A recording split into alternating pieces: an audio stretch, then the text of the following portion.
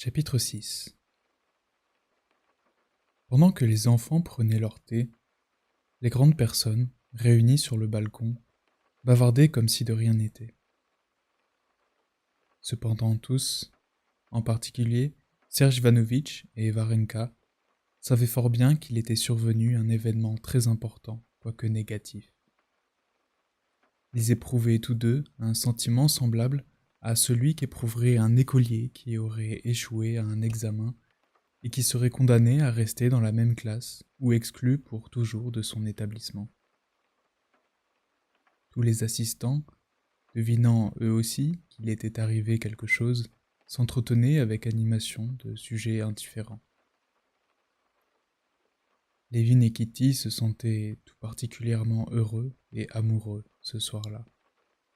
Et ils avaient honte de ce bonheur qui contenait en lui-même une allusion désagréable pour ceux qui avaient désiré le même état sans y parvenir. Souvenez-vous de ce que je vous dis.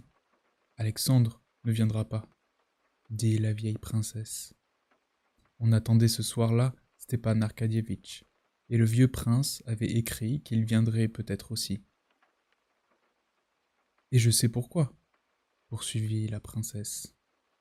Il dit qu'il faut laisser les jeunes mariés seuls les premiers temps. Oui, papa nous abandonne. Nous ne le voyons plus jamais, dit Kitty. D'ailleurs, nous ne sommes plus des jeunes mariés, nous sommes de vieux époux.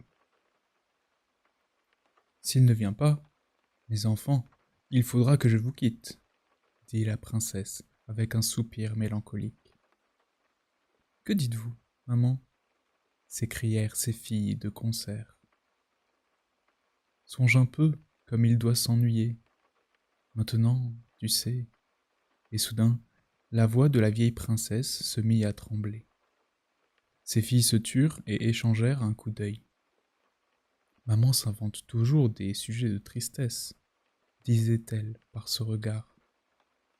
Elles ignoraient que, bien que leur mère fût ravie d'être chez sa fille auprès de laquelle elle s'estimait indispensable, elle ne pensait plus à elle-même et à son mari qu'avec une infinie tristesse depuis qu'ils avaient marié leur dernière fille et que le nid familial était désert.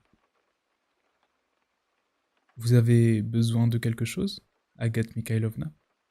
demanda soudain Kitty à la vieille femme de charge qui se tenait devant elle avec des airs mystérieux et importants. « C'est au sujet du souper. »« C'est parfait, » dit Dolly. « Va donner tes ordres, et moi je vais faire répéter sa leçon à Gretcha. Il n'a rien fait aujourd'hui. »« La leçon est pour moi. Laisse, Dolly, j'y vais, » dit Levin en se levant brusquement. Gretcha, qui était déjà au lycée, devait faire des devoirs de vacances. Daria Alexandrovna, qui à Moscou avait appris le latin en même temps que son fils, s'était donné comme règle en arrivant chez les Levin de répéter avec lui, ne fût-ce qu'une fois par jour, les leçons les plus difficiles, celles d'arithmétique et de latin. Levin s'était offert pour la remplacer, mais Dolly, qui avait assisté une fois à la leçon, s'était aperçue que Levin ne suivait pas l'enseignement du professeur de Moscou. Toute confuse et préoccupée de ne pas blesser son beau-frère, elle lui avait dit nettement qu'il fallait s'en référer au livre, comme le professeur, et qu'elle le ferait mieux elle-même. Levin en avait éprouvé de l'humeur, et contre Stepan Arkadievitch qui laissait entièrement à sa femme le soin de surveiller l'instruction de ses enfants, alors qu'elle n'y comprenait rien, et contre les professeurs qui leur donnaient un si mauvais enseignement. Il avait cependant promis à sa belle-sœur de se conformer à ses désirs. Et il avait continué à s'occuper de Gritcha, cette fois en se rapportant au livre. Mais c'était à contre-cœur, et il oubliait souvent l'heure de la leçon. C'est ce qui s'était passé aujourd'hui. « J'y vais, Dolly, reste, » lui dit-il, « et nous suivrons l'ordre du manuel. Mais quand Stiva sera là, nous irons à la chasse. Alors, adieu les leçons. » Et Levin partit retrouver Gritcha. Varenka de son côté retenait Kitty. Même dans une maison heureuse et bien tenue comme celle des Levin, elle avait su se rendre utile. « Je vais commander le souper. Restez tranquille, » dit-elle, et elle rejoignit Agathe Mikhailovna. « Merci. Mais on n'a sûrement pas trouvé de poulet. Il faudra en prendre des nôtres, » dit Kitty. « Nous arrangerons cela avec Agathe Mikhailovna. » Et Varenka disparut en compagnie de la vieille servante. « Quelle charmante jeune fille, » dit la princesse. « Pas charmante, maman, c'est la séduction même. »« Alors, vous attendez Stepan Arkadievitch aujourd'hui ?» dit Serge Ivanovitch, visiblement désireux de ne pas prolonger l'entretien sur Varenka. « Il serait difficile de trouver deux beaux-frères plus dissemblables, » dit-il avec un fin sourire. L'un alerte, vivant dans la société comme un poisson dans l'eau, l'autre, notre Kostia, vif, sensible à tout, mais dépérissant ou se débattant en tous sens dans la société comme un poisson hors de l'eau. « Oui, il est bien léger, » dit la princesse en s'adressant à Serge Ivanovitch. « Je voulais justement vous demander de lui faire comprendre qu'elle, elle désigna Kitty, ne peut pas rester ici, mais qu'il lui faut absolument aller à Moscou. Il dit qu'il fera venir un docteur. »« Maman, il fera tout ce que vous voudrez, » dit Kitty, confuse, de voir sa mère choisir Serge Ivanovitch comme arbitre dans cette affaire. Au milieu de leur conversation, on entendit un ébrouement de chevaux et un bruit de roues sur le gravier. Dolly n'avait pas eu le temps de se lever pour aller au-devant de son mari qu'au rez-de-chaussée, de la fenêtre de la chambre où étudiait Gritcha, surgissait Levin, entraînant son élève. « C'est Stiva !» cria Levin sous le balcon. « Nous avons fini, Dolly, ne t'inquiète pas, » ajouta-t-il, et il se mit à courir comme un gamin à la rencontre de la voiture. Is, ea, id, ejus, annonnait Gritcha en sautillant dans l'allée. Il y a quelqu'un avec lui. C'est sans doute papa, criait Levin en s'arrêtant au début de l'allée. Kitty, ne prends pas l'escalier raide, fais le tour. Mais Levin s'était trompé en prenant la personne assise dans la voiture pour le vieux prince. Lorsqu'il se fut rapproché, il vit à côté de Stepan Arkadievitch, non pas le prince, mais un beau et solide garçon en béret écossais, avec 2 longs rubans par derrière. C'était Vassia Veslovsky, cousin issu de Germain des Scherbatsky, jeune homme brillant de la société de Pétersbourg et de Moscou. Un garçon charmant et un chasseur passionné, comme le présenta Stepan Arkadievitch. Nullement troublé par la désillusion qu'il avait causée en arrivant à la place du vieux prince, Veslovsky dit gaiement bonjour à Levin en lui rappelant qu'ils s'étaient déjà rencontrés, et enleva Gritcha par-dessus le pointé de Stepan Arkadievitch pour l'installer dans la calèche. Levin ne monta pas, mais il les suivit. Il était un peu contrarié de voir arriver à la place du vieux prince qu'il aimait de plus en plus ce Vassia Veslovsky, qui selon lui était de trop, et il lui parut encore plus important que Levin, s'étant approché du perron où le groupe animé des grands et des petits s'était rassemblé, vit Veslovsky baiser galamment la main de Kitty. « Nous sommes cousins, votre femme et moi, et de vieilles connaissances, » dit Vassia Veslovsky, en serrant de nouveau énergiquement la main de Levin. « Eh bien, y a-t-il du gibier ?»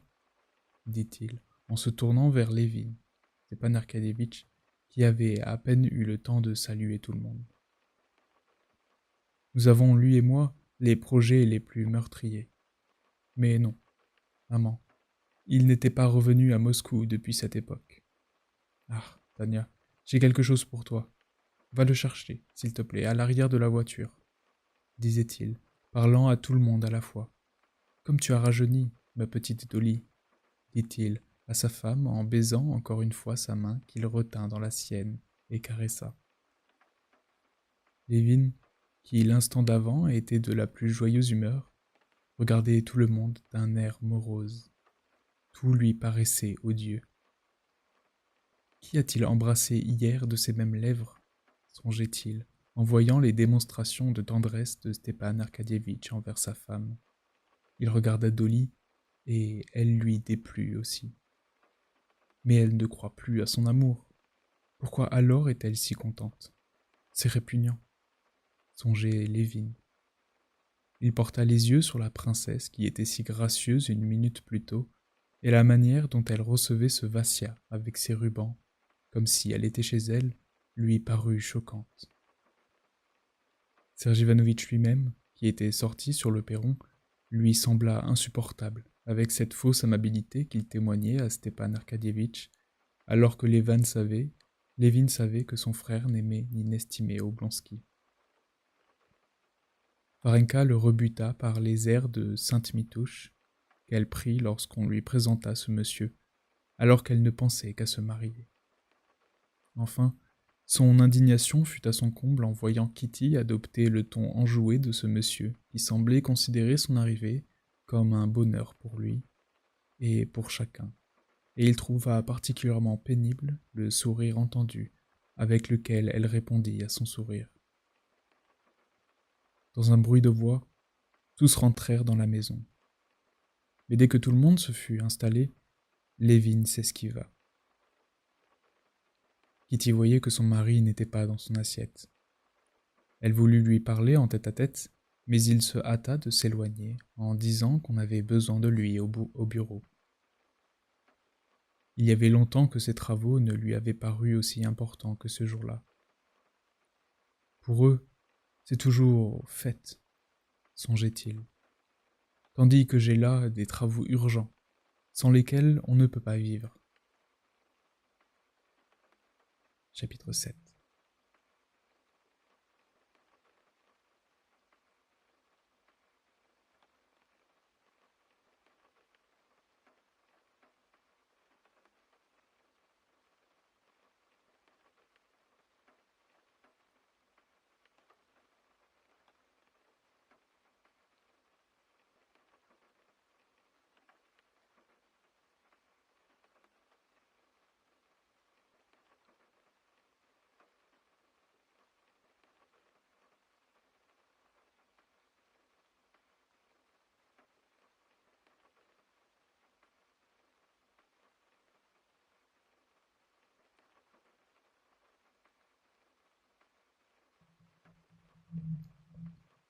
Lévin ne revint que lorsqu'on l'envoya chercher pour le souper.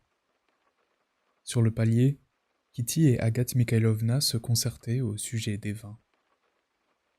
Pourquoi faire tant de fus? Servez un vin ordinaire. Non, Stiva n'en boit pas. Kostya, attends. Qu'est-ce que tu as? Fit Kitty, en se hâtant pour le rejoindre.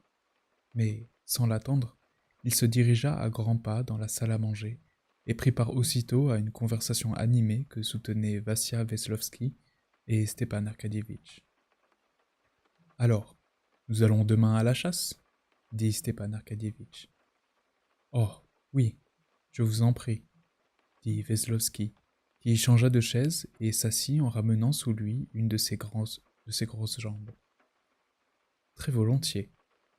Avez-vous déjà chassé en cette année » dit Lévin à Veslovsky en contemplant attentivement la jambe de son hôte, et avec cette amabilité forcée que Kitty connaissait si bien et qui lui allait si mal. Je ne sais pas si nous trouverons des doubles, mais il y a beaucoup de bécassines. Il faudra partir tôt. Est-ce que ce ne sera pas trop fatigant? Tu n'es pas fatigué, Stiva? Moi? Je ne sais pas ce que c'est la fatigue. Si tu veux, nous ne nous couchons pas. Allons nous promener. C'est cela. Ne nous couchons pas. Excellente idée, appuya Veslovsky. Oh, nous sommes bien persuadés que tu es capable de dormir debout toute la nuit et d'empêcher les autres de dormir, dit Dolly à son mari avec cette ironie presque imperceptible qu'elle adoptait presque toujours, maintenant dans ses rapports avec lui. Mais pour moi, Il est temps que je me retire. Je ne soupe pas. Non, attends un peu, ma petite Dolly, dit Stepan Arkadievitch, en allant se placer de son côté à la grande table où le souper était servi. J'ai encore tant de choses à te raconter. Rien d'important, sans doute. Si, sais-tu que Veslovski est allé voir Anna et il va retourner chez eux. Ils ne sont qu'à 70 verstes d'ici. J'irai certainement aussi. Veslovski, viens donc. Vassia se rapprocha des dames et s'assit à côté de Kitty. Ah, racontez-moi, je vous prie. Vous êtes allé la voir? Comment va-t-elle? Lui dit Daria Alexandrovna. Lévin était resté à l'autre bout de la table et, sans cesser de bavarder avec la princesse et avec Varenka, il voyait qu'entre Stepan Arkadievitch, Dolly, Kitty et Veslovski se poursuivaient un entretien animé et secret. Bien plus, il apercevait sur le visage de sa femme l'expression d'un sentiment sérieux, tandis qu'elle gardait les yeux fixés sur le joli visage de Veslovski qui lui racontait quelque chose avec entrain. « C'est très joli chez eux, » disait Vassia, parlant d'Anna et de Vronsky. « Je ne prends pas sur moi de juger, bien entendu, mais dans leur maison, on se sent en famille. Qu'ont-ils l'intention de faire? Je crois qu'ils veulent passer l'hiver à Moscou. Comme ce serait si bien que nous allions ensemble leur rendre visite. Quand y vas-tu? Demande Stepan Arkadievitch à Vassia. Je passerai le mois de juillet chez eux. Et toi, iras-tu? Dit Stepan Arkadievitch en se tournant vers sa femme. Il y a longtemps que j'en avais l'intention. J'irai certainement, dit Dolly. Je la plains, et je la connais bien. C'est une charmante femme. Je m'y rendrai seul. Après ton départ, cela vaut mieux et ainsi je ne gênerai personne. Parfait, dit Stepan Arkadievitch. Et toi, Kitty? Moi? Pourquoi irais-je là-bas? Dit Kitty, qui devint toute rouge et jeta un coup d'œil à son mari. Vous connaissez Anna Arkadievna? Lui demanda Veslovski. C'est une femme très attirante. Oui, répondit-elle en devenant encore plus rouge. Elle se leva et rejoignit son mari. Alors, tu vas demain à la chasse? Lui dit-elle. Pendant ces quelques minutes, et surtout en voyant sa femme rougir tandis qu'elle s'entretenait avec Veslovski, la jalousie de Lévin n'avait fait que grandir. Et il donna un sens particulier à ses paroles. Quelque étrange que ce fût pour lui d'y penser dans la suite, en cet instant il lui parut clairement que si elle lui demandait s'il allait à la chasse, c'était uniquement pour savoir s'il ferait ce plaisir à Vassia Veslovski dont, selon lui, elle était déjà amoureuse.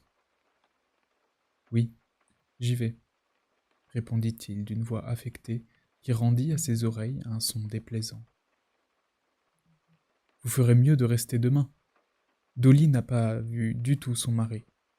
Vous irez après-demain, » dit Kitty. Lévin traduisit ainsi ses paroles. « Ne me sépare pas de lui. Que tu t'en ailles, cela m'est bien égal, mais laisse-moi jouir de la société de ce charmant jeune homme. » Ah, si tu veux, nous resterons demain, répondit Lévin avec une affabilité toute particulière. Pendant ce temps, Vassia, ne soupçonnant pas un instant les souffrances dont sa présence était la cause, s'était levée de table après Kitty et lui avait emboîté le pas en la suivant d'un regard caressant. Lévin vit ce regard. Il blêmit et pendant une minute ne put reprendre sa respiration. Comment se permet-il de regarder ainsi ma femme? Se disait-il, bouillant d'indignation. Alors, c'est demain? Ah oui, je vous en prie, dit Vassia, qui s'était rassis en repliant une jambe selon son habitude. La jalousie de Lévin ne connut plus de bornes. Il se voyait déjà dans la situation d'un mari trompé, dont la femme et son amant n'ont besoin que pour leur confort et leur plaisir. Malgré cela, il interrogea aimablement Vassia sur ses chasses, lui demanda s'il avait des bottes et un fusil et consentit à aller chasser avec lui le lendemain. Par bonheur, La vieille princesse mit un terme aux tortures de Lévin en se levant et en conseillant à Kitty d'aller se coucher. Et ce fut là encore une nouvelle cause de souffrance pour lui. En disant bonsoir à la maîtresse de maison, Vassia voulut à nouveau lui baiser la main.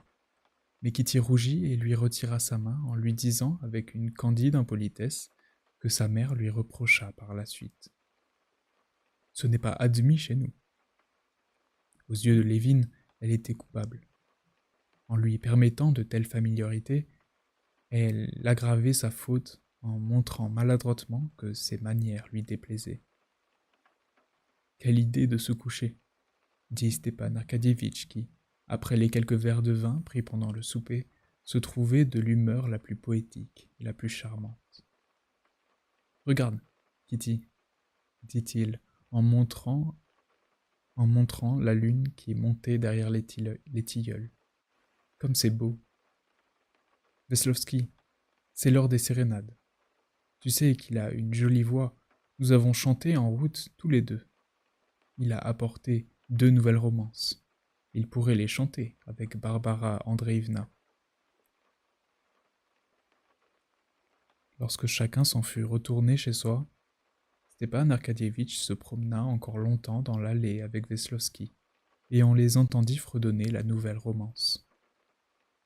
Lévin, assis dans un fauteuil de la chambre de sa femme, écoutait ses voix, les sourcils froncés, et opposait un silence obstiné à Kitty qui lui demandait ce qu'il avait. Mais lorsqu'enfin elle lui demanda avec un sourire timide si quelque chose lui avait déplu en Veslovski, il l'éclata et lui dit tout ce qu'il avait sur le cœur. Ses propres paroles l'offensaient et ne faisaient que renforcer son exaspération. Il était debout devant sa femme avec une lueur terrible dans les yeux, les sourcils froncés, et il pressait ses mains puissantes contre sa poitrine, comme s'il tendait toutes ses forces pour se contenir. Son visage eût été sombre, féroce même, si en même temps il n'eût exprimé une souffrance qui la toucha. Ses joues tremblaient et sa voix se brisait. Crois bien que je ne suis pas jaloux.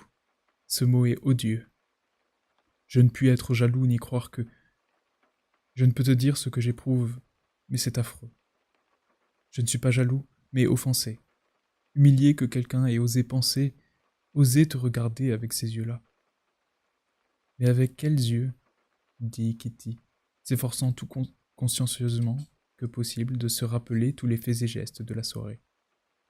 Au fond, elle trouvait que Veslovski était allé trop loin en la suivant à l'autre bout de la table, mais elle n'osait même pas se l'avouer à elle-même, encore moins le dire à son mari et augmenter par là ses souffrances.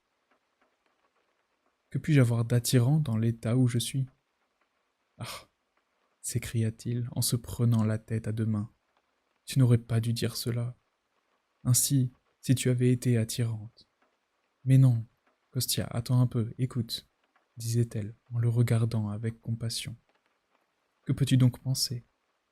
Quand aucun homme n'existe pour moi en dehors de toi, aucun. Veux-tu que je ne voie plus personne ?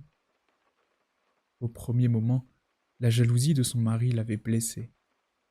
Elle lui en voulait de lui interdire la distraction la plus innocente, mais maintenant elle aurait volontiers tout sacrifié pour son repos, pour le délivrer de sa souffrance, celle qu'il ressentait en ce moment.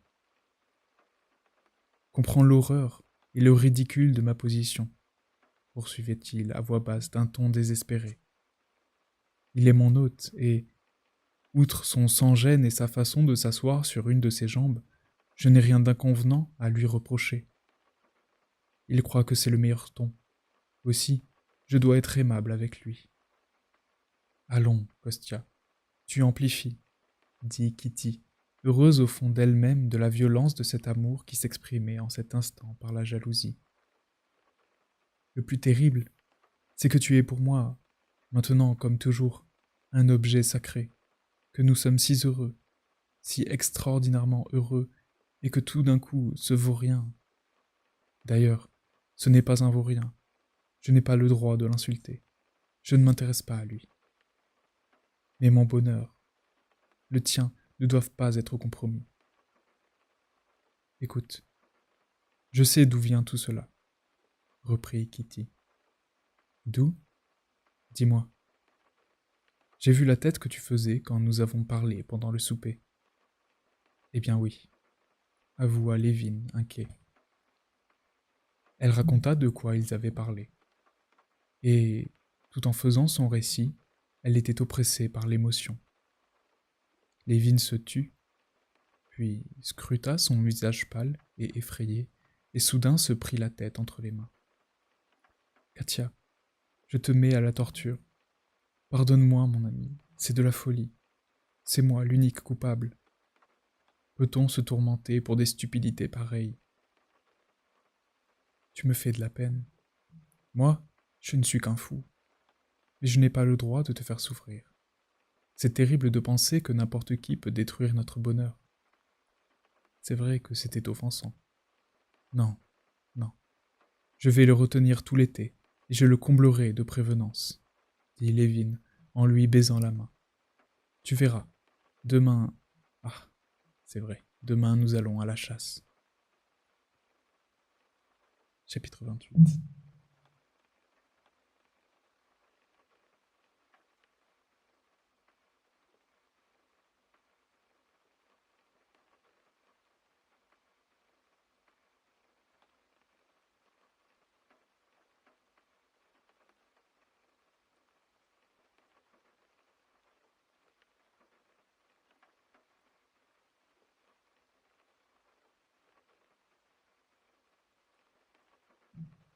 Chapitre 8. Le lendemain, les dames n'étaient pas encore levées que les équipages de chasse, un char à banc et une télègue attendaient devant le perron. Laska, qui avait tout de suite compris qu'on allait à la chasse, avait pris place à côté du cocher, sur le char à banc, après avoir gambadé et glapi tout à son aise. Elle était agitée et jetait des regards désapprobateurs vers la porte où les chasseurs tardaient à se montrer.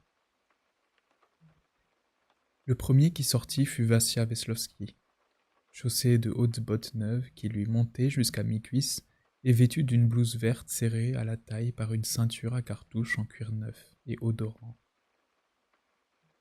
Il était coiffé de son bonnet à ruban et tenait à la main son fusil anglais tout neuf sans bretelles ni grenadière. Laska bondit vers lui et lui fit la fête. Elle lui demanda à sa façon si les autres allaient bientôt sortir, mais, ne recevant pas de réponse, elle revint à son poste d'attente et s'y tint tranquille, la tête inclinée de côté et l'oreille dressée.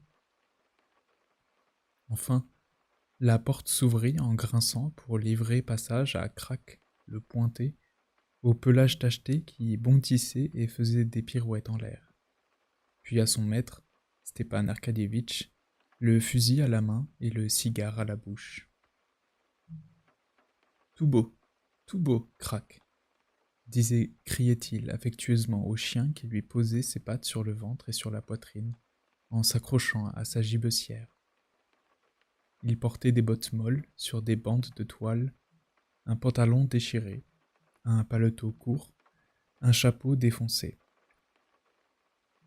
Mais son fusil était un bijou du plus récent modèle, et sa gibecière et sa cartouchière, bien cuisées, de toute première qualité.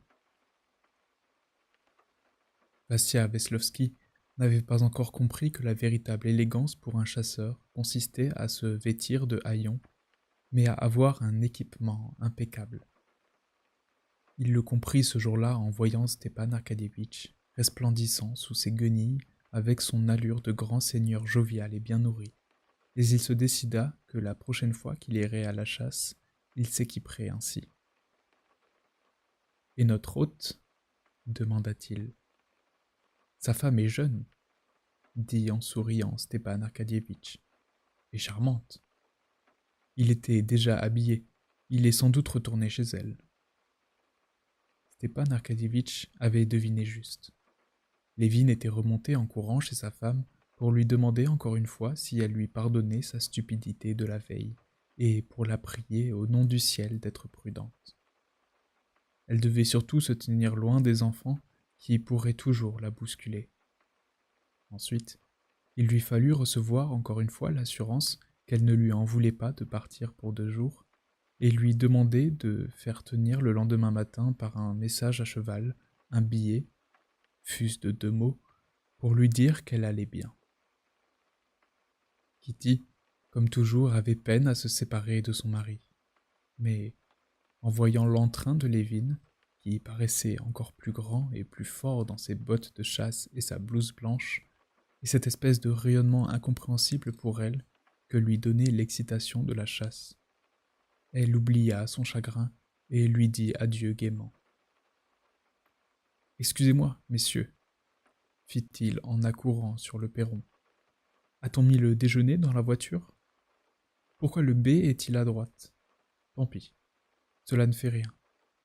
Va coucher, Lasca. Mêlé avec les buvards, dit-il au vacher qui venait l'interroger au sujet des veaux. Je m'excuse.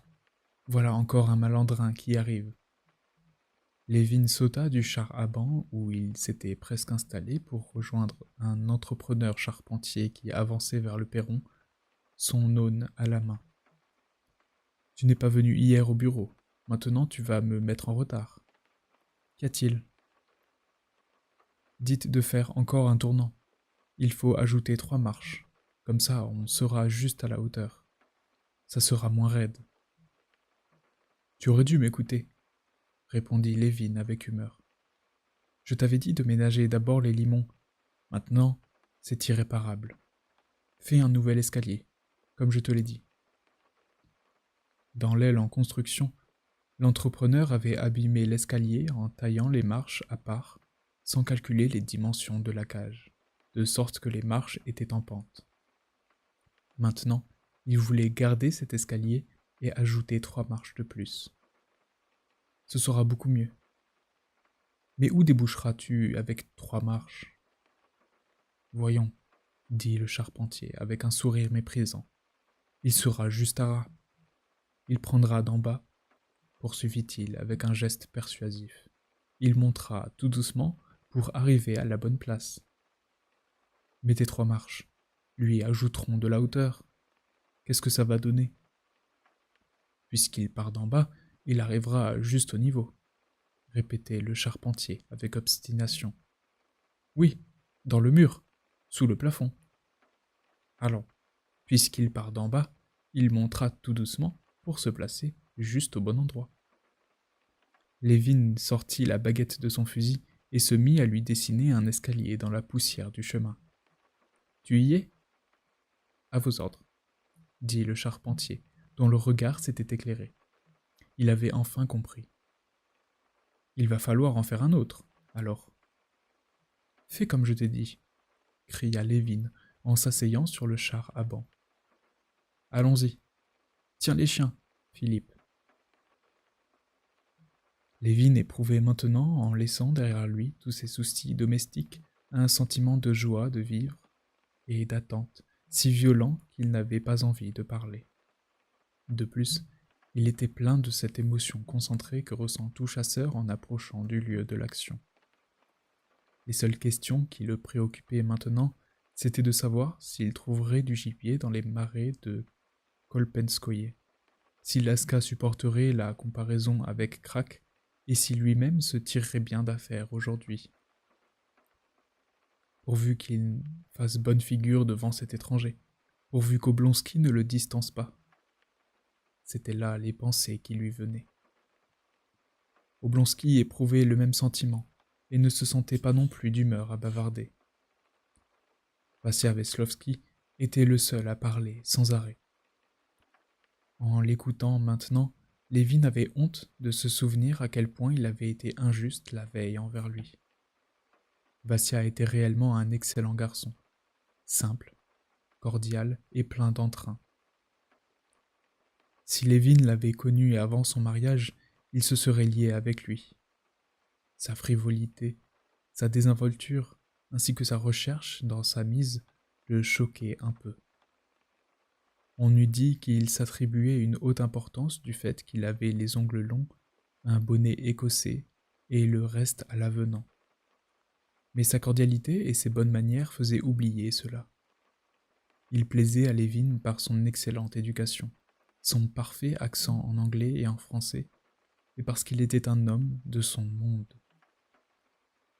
Vassia fut en admiration devant le bricolier de gauche, une bête du Don. Il ne cessait de s'extasier devant ce cheval. Comme ce doit être merveilleux de galoper dans la steppe sur un animal pareil.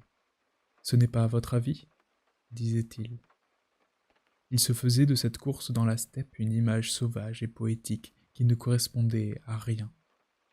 Mais sa naïveté, jointe à sa beauté, à son sourire, à la grâce de ses mouvements, était charmante. Fût-ce parce qu'il était sympathique, à Lévin, ou parce que celui s'efforçait de ne lui trouver que des qualités pour racheter son erreur de la veille, toujours est-il que Lévin se sentait à son aise en compagnie de ce garçon. Au bout de 3 verstes, Veslovski s'aperçut soudain de l'absence de son étui à cigares et de son portefeuille. Il ne savait pas s'il les avait perdus ou s'il les avait laissés sur la table de sa chambre. Il y avait 370 roubles dans le portefeuille, aussi on ne pouvait le laisser traîner. Vous savez quoi, Lévin ? Je vais courir à... Ouais, pardon. Vous savez quoi, Lévin ? Je vais courir à la maison, sur le bricolier. Ce sera très agréable, hein ? Dit-il, en s'apprêtant déjà à descendre de voiture. Mais non. Pourquoi ? Répondit Lévin, calculant que Vassia ne devait pas peser moins de 6 pouls. Je vais envoyer le cocher. Le cocher partit sur le bricolier, et Lévin dirigea lui-même les 2 chevaux qui restaient. Chapitre 9.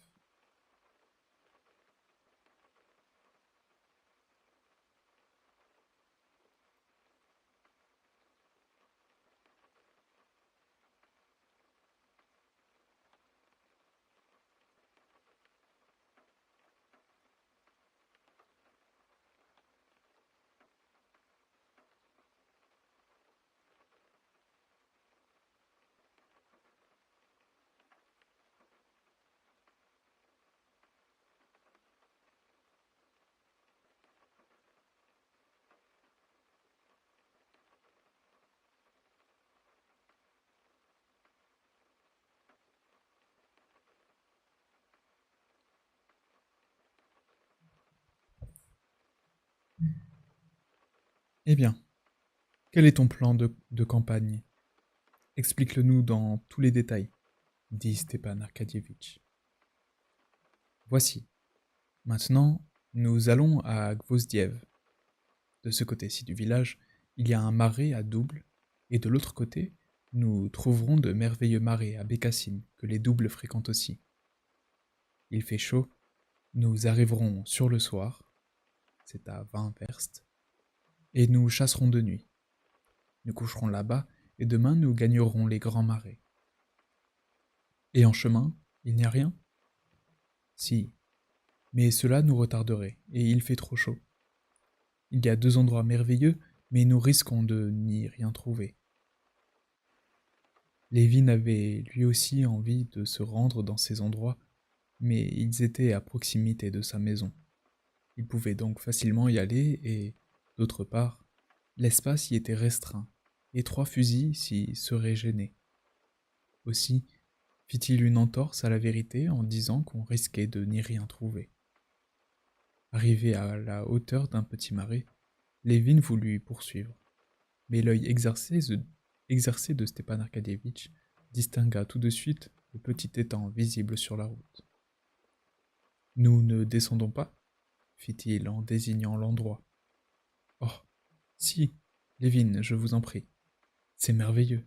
pria à son tour Veslovski, et Lévin ne put refuser. Il s'était à peine arrêté que les chiens, se poursuivant l'un l'autre, se précipitaient déjà vers le marais. « Crac ! Laska !» Les chiens revinrent. « À 3, nous n'aurions pas assez de place. Je vous attends ici, » dit Lévin, espérant qu'il ne trouverait que des vanneaux. Les chiens, en avait fait lever quelques-uns qui, se balançant en plein vol, poussaient des cris plaintifs au-dessus du marais. « Non, venez avec nous, Lévin, » appela Veslovski. « Je vous assure que nous serions à l'étroit. Laska, ici, Laska. Vous aurez assez d'un chien, je pense. » Lévin resta près du char à banc et suivit les chasseurs des yeux avec envie. Ils battirent tout le marais et ne trouvèrent que des poules d'eau et des vanneaux. Vassia en tua un. « Vous voyez bien, » dit Lévin. « Nous avons perdu du temps et c'est tout. »« Non, c'était très amusant. Vous avez vu ?» dit Vassia Veslovski, qui remontait lourdement en voiture empêtré par son fusil et son vanneau. « Je l'ai bien descendu, n'est-ce pas? Est-ce que nous arrivons bientôt ?» Les chevaux démarrèrent brutalement. Lévin se heurta la tête contre le canon d'un fusil et un coup de feu retentit. La détonation s'était produite avant. C'est du moins l'impression qu'eut Lévin. En fait, Vassia Veslovski, en voulant désarmer son fusil, avait pressé sur une des gâchettes en retenant le chien de son fusil de l'autre. La charge s'enfonça dans le sol sans faire de mal à personne. Stepan Arkadievitch hocha la tête et eut un petit rire désapprobateur à l'adresse de Veslovski. Et Lévin n'eut pas le courage de le gronder. Ses reproches auraient semblé provoqués par le danger qui venait de le frôler et par la bosse qu'il s'était faite au front. Puis Veslovski se montra si sincèrement désespéré et rit de si bon cœur après l'alarme qu'il fut impossible de ne pas céder à cette hilarité. Lorsqu'ils arrivèrent près d'un second marais, plus étendu, qui devait demander plus de temps à explorer, Lévin adjura ses compagnons de ne pas descendre. Et Veslovski recommença ses supplications. Lévin, en maître de maison hospitalier, resta près des équipages car le marais s'était resserré. Krak s'élança aussitôt dans les terres. Vassia Veslovski le suivit, et Stepan Arkadievitch n'avait pas eu le temps de le rejoindre qu'une bécassine double prit son vol. Veslovski la manqua et l'oiseau alla se poser dans les hautes herbes d'une prairie. Cette proie appartenait à Veslovski. Krak la retrouva, se mit en arrêt. Veslovski abattit l'oiseau et revint vers les voitures. « À votre tour, » dit-il à Lévin. « Je resterai avec les chevaux. » Lévin commençait à être jaloux de son compagnon. Il passa les rênes à Veslovski et gagna le marais. Laska, qui glapissait lamentablement depuis un bon moment, pour se plaindre de son sort injuste, bondit vers un îlot prometteur que son maître et elle connaissaient, mais que Krak n'avait pas encore exploré. « Tu ne la retiens pas ?» cria Stepan Arkadievitch. « Elle ne les fera pas partir, » répondit Lévin, tout heureux de la joie de sa chienne et se hâtant derrière elle. En approchant de l'îlot familier, Laska mettait de plus en plus de sérieux dans ses recherches. Un petit oiseau des marais ne détourna son attention que pour un instant. Elle fit un tour aux abords de l'îlot, en commença un second, puis soudain frissonna et s'immobilisa. « Arrive, arrive, Stiva !» cria Lévin, en sentant que son cœur commençait à battre avec violence et que soudain, comme si une targuette avait été retirée dans son ouïe tendue, tous les sons, perdant le sens de la distance, venaient frapper son oreille en désordre, mais avec une particulière intensité. Il prenait les pas d'Oblonsky pour le piaffement lointain des chevaux. Le bruit mou d'une motte de terre s'effritant avec ses racines sous son pied pour l'envol d'une double. Il entendait aussi derrière lui, dans le voisinage, une sorte de clapotis qu'il ne s'expliquait pas bien. Il avançait derrière sa chienne, choisissant les endroits où il posait le pied. « Pille !» cria-t-il. Une bécassine des marais, et non une double, prit son vol sous les pieds de la chienne. Lévin la suivit avec son fusil, mais au moment précis où il la visait, ce même clapotis se fit entendre plus distinct, plus proche, et la voix de Veslowski qui criait étrangement fort vint s'y joindre. Levin vit qu'il visait trop en arrière, mais il tira tout de même. Certain d'avoir raté son but, Levin se retourna et vit le char-à-banc et les chevaux, non plus sur la route, mais dans le marais. Veslowski, désirant assister à la chasse, s'était engagé dans le marais et les chevaux s'étaient embourbés. Le diable l'emporte, marmonna Levin à part lui, en revenant vers la voiture prise dans la boue. Pourquoi nous avez-vous suivis dit-il sèchement à Veslowski. Il appela le cocher et se mit en devoir de dégager les chevaux. Levin était furieux qu'on l'eût gêné au moment où il tirait, qu'on eût laissé ses chevaux s'enliser, et surtout que ni Stepan Arkadievitch ni Veslowski ne pussent les aider, lui et le cocher, à dételer et à dégager les bêtes, car ils n'avaient ni l'un ni l'autre la moindre idée de ce qu'était un attelage. Sans un mot pour Veslowski, qui lui assurait que le terrain était tout à fait sec à cet endroit-là, Levin travaillait en silence avec le cocher. Mais un instant plus tard, lorsque, réchauffé par le travail, il vit Veslowski s'agripper au char-à-banc avec un si grand zèle qu'il en arracha un garde-crotte, Levin se reprocha de s'être montré trop froid avec Veslowski sous l'influence du sentiment d'hier, et s'efforça d'atténuer sa sécheresse par une amabilité plus marquée. Lorsque tout fut remis en ordre et que les équipages eurent regagné la route, Levin ordonna de déballer le déjeuner.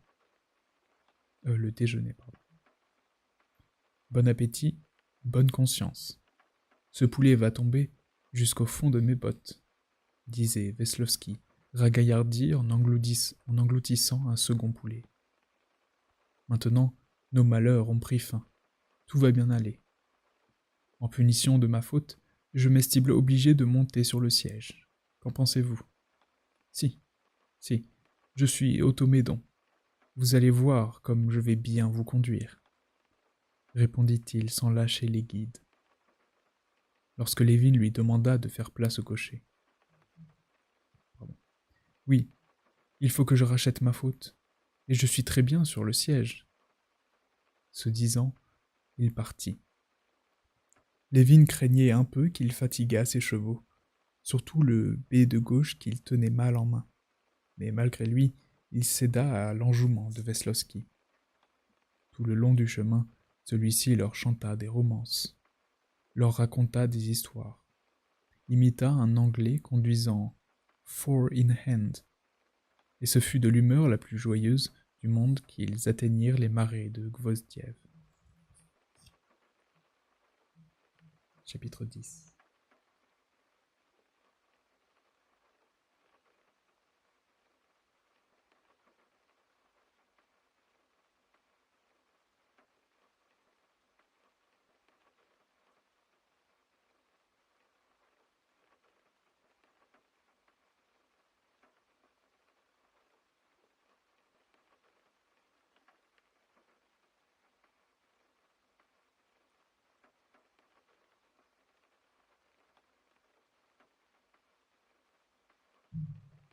Vassia avait mené les chevaux si bon train qu'ils arrivèrent au marais avant que la chaleur ne fût tombée. En approchant du but principal de leur expédition, Levin involontairement se demanda comment il pouvait se débarrasser de Veslowski. Stepan Arkadievitch avait visiblement le même désir, et Levin lui vit cette expression soucieuse que montre tout vrai chasseur avant la partie, jointe à un air de malice débonnaire qui lui était propre. Alors, nous y allons ? L'endroit est bon. Je vois même des éperviers, dit Stepan Arkadievitch, en montrant deux grands oiseaux qui planaient au-dessus des roseaux. Là où il y a des éperviers, il y a sûrement aussi du gibier.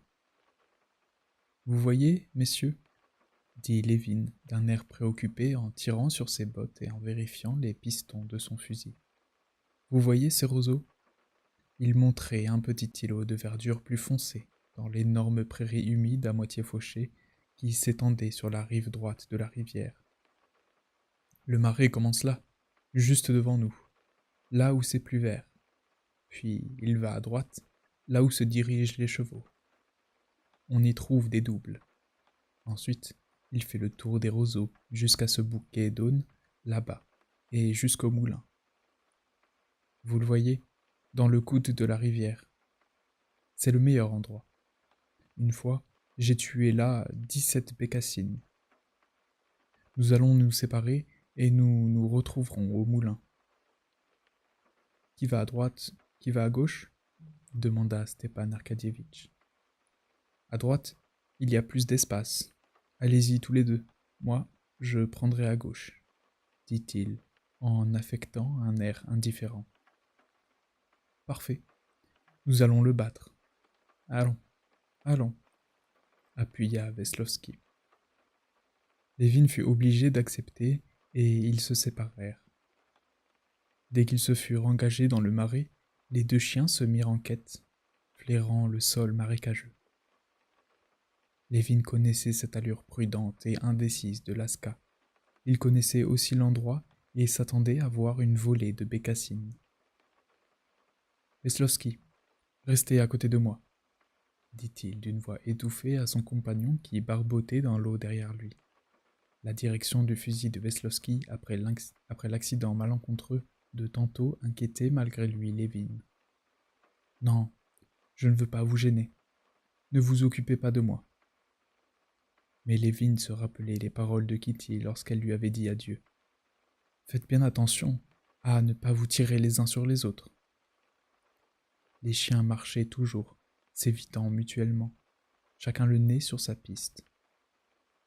L'attention de Levin était tellement tendue que le bruit de succion que fit entendre son talon en se dégageant de la vase lui parut être le cri d'une bécassine. Il saisit aussitôt la crosse de son fusil. « Boum, boum !» entendit-il près de son oreille. Vassia avait tiré sur une bande de canards qui arrivait au-dessus du marais à la rencontre des chasseurs, mais hors de portée.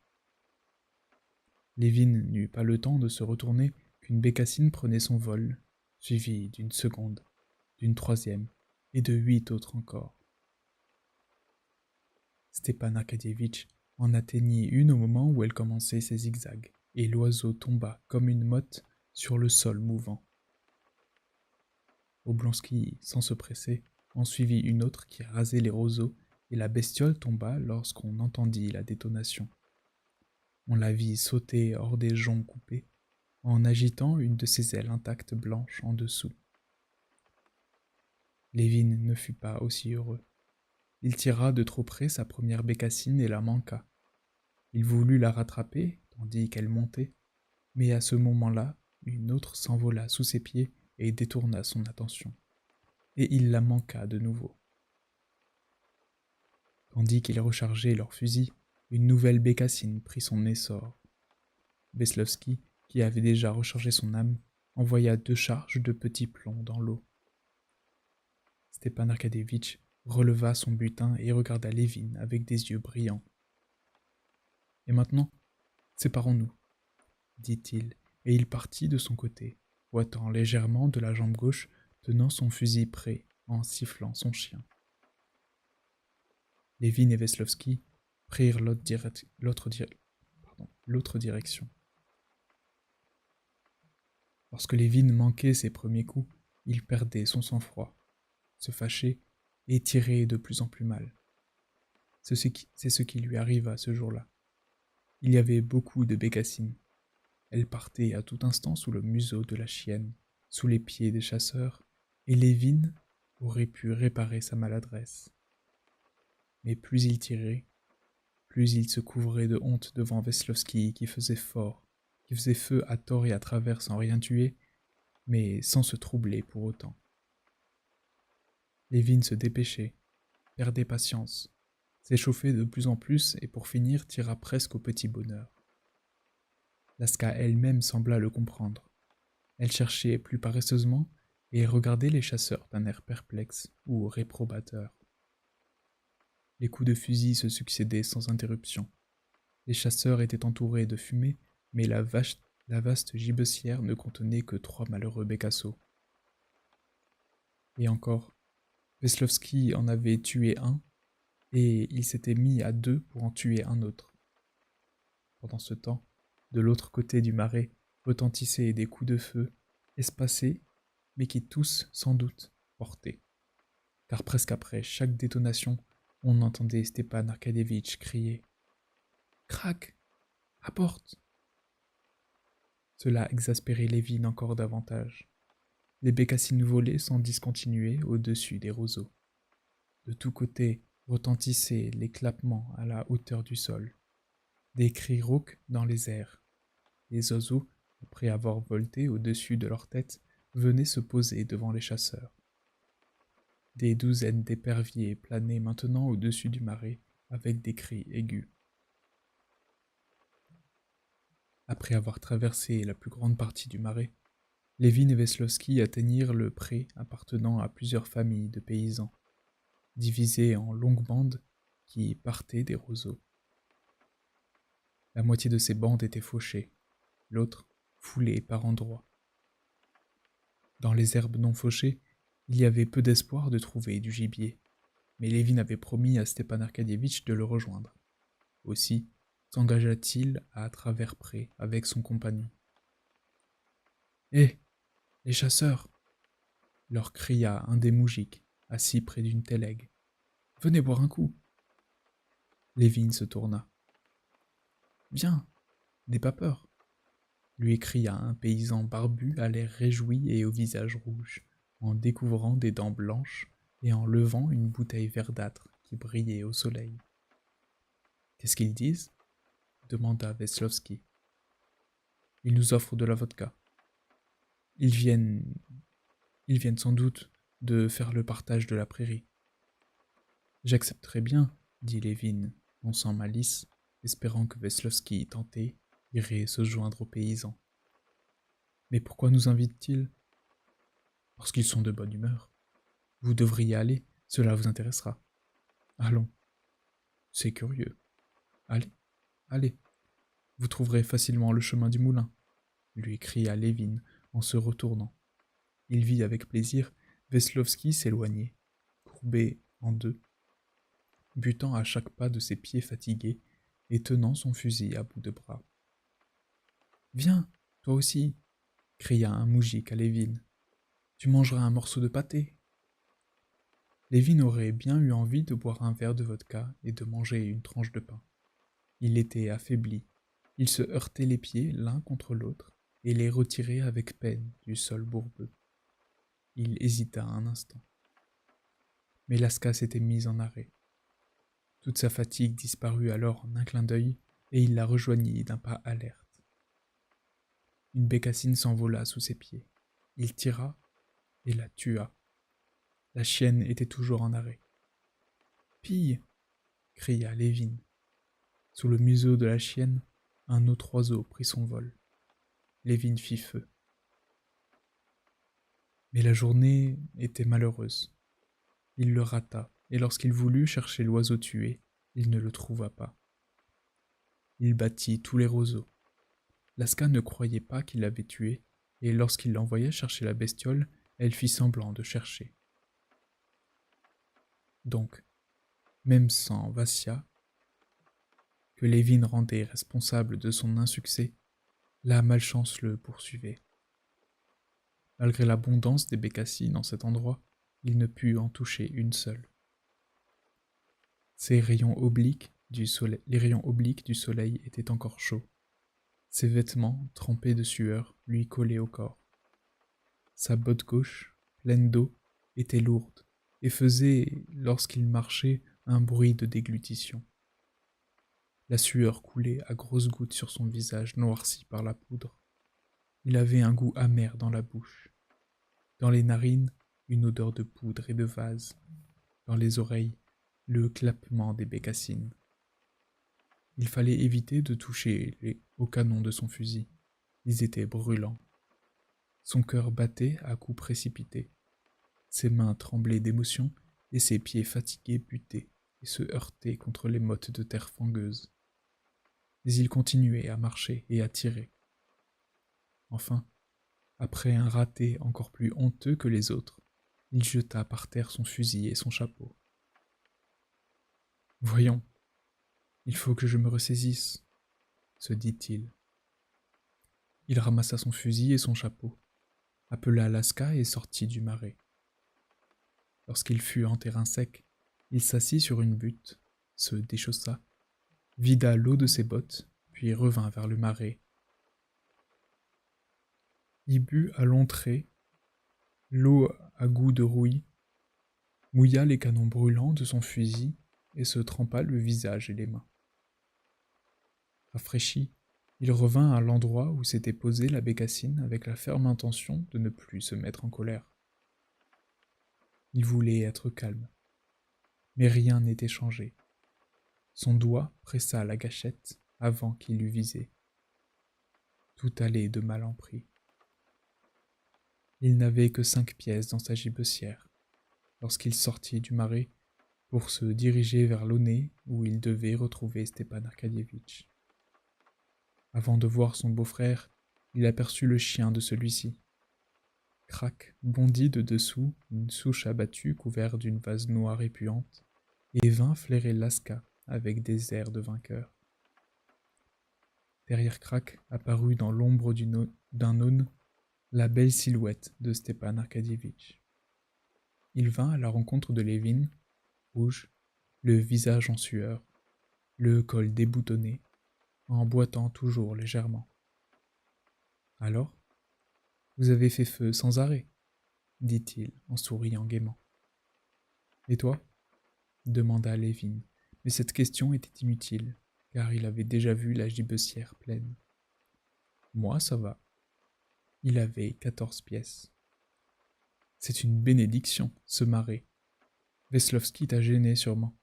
Ce n'est pas facile de chasser à deux avec un seul chien, dit Stepan Arcadievitch, pour atténuer son triomphe.